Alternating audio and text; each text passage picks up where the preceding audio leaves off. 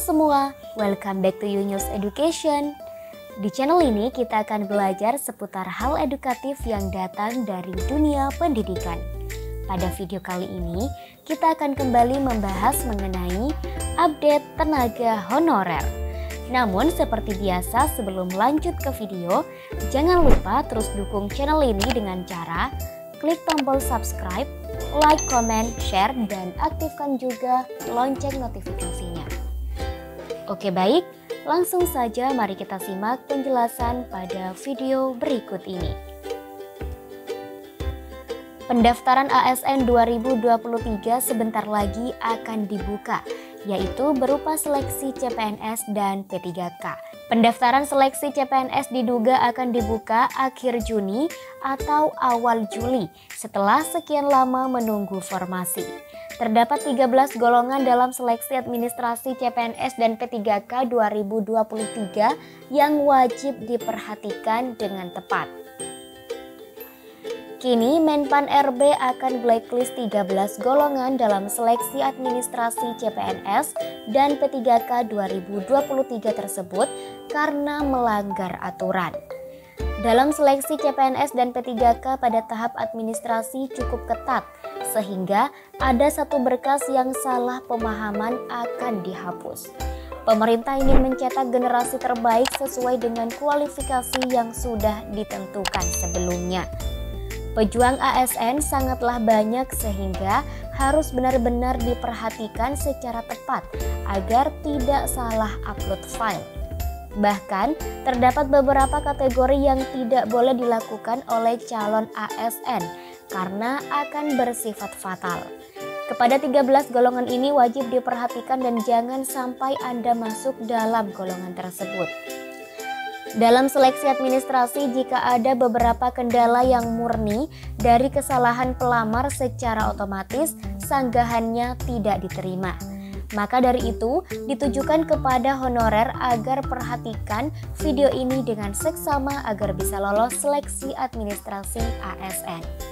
Sebelum pada golongan atau kategori honorer yang akan di blacklist oleh Menpan RB, simak beberapa persyaratan umum yang harus dilengkapi oleh pelamar CPNS dan P3K 2023. Pertama, status sebagai warga negara Indonesia. Yang kedua, tidak pernah dipenjara. Ketiga, usia minimal 18 tahun sampai dengan 35 tahun. Keempat, calon pelamar ASN juga tidak boleh menjadi pengurus atau anggota partai politik. Kelima, tidak boleh pernah diberhentikan baik secara hormat atau tidak hormat sebagai CPNS, PNS, anggota TNI, Polri, atau pegawai swasta. Keenam, harus memenuhi kualifikasi pendidikan yang sesuai dengan formasi yang dilamar. Ketujuh, memiliki IPK minimal 2,75 untuk perguruan tinggi negeri atau minimal 3,00 untuk perguruan tinggi swasta. 8. Tidak boleh bertato atau bertindik. Dan berikut ini poin-poin Menpan RB blacklist 13 golongan dalam seleksi administrasi CPNS dan P3K 2023. Yang pertama, bukan warga negara Indonesia. Yang kedua, LGBT. Yang ketiga, pengurus atau anggota partai politik. Yang keempat, IPK di bawah 2,75. Yang kelima, bertato atau bertindik. Yang keenam, pernah diberhentikan sebagai pegawai swasta secara tidak terhormat. Yang ketujuh, pernah diberhentikan sebagai CPNS, PNS, atau anggota TNI, Polri, baik secara hormat ataupun tidak hormat. 8. Belum genap berusia 18 tahun. 9. Usia lebih dari 35 tahun. Dan 10. Sudah menjadi ASN, baik PNS maupun P3K. Ke-11 anggota TNI, 12 anggota Polri, dan 13 pernah dipenjara. Apabila memperhatikan 13 golongan yang secara otomatis akan di blacklist oleh Menpan RB, rata-rata mereka melanggar ketentuan. Sebaik mungkin Anda harus perhatikan secara tepat agar bisa lolos seleksi administrasi dengan baik.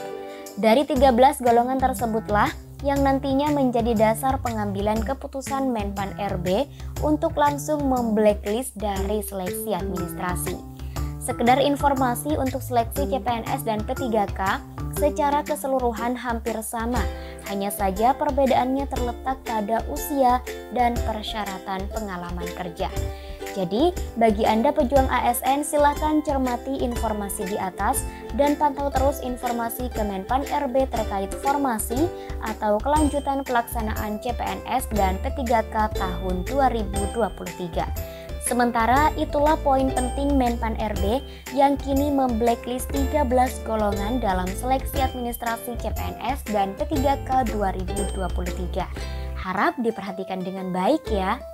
Sekian, semoga informasi ini membantu dan bermanfaat. Sampai jumpa di video Yunus Education berikutnya.